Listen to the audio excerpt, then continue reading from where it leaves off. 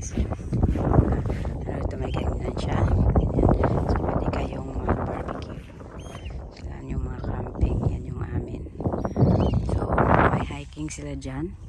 Pumunta doon sa taas. Yun yung inakyat namin yung day 5. Sa tuktok doon. Tapos mag-akyat mo doon. Siyempre ang init-init na ipababa. Mainit pa rin. Tapos diretso kayo maligo dito sa malamig na dagat nila. Tapos maligo kayo ng warm water doon. Tapos pagkatapos magkakape kayo o kaya mag bonfire dito.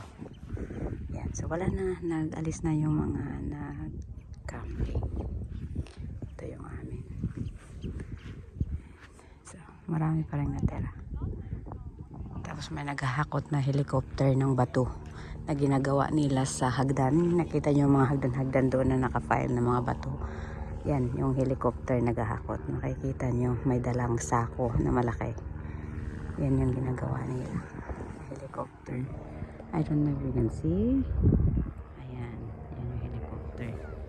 Ayan, ito. Helicopter at saka yung sako na dala. Ayan.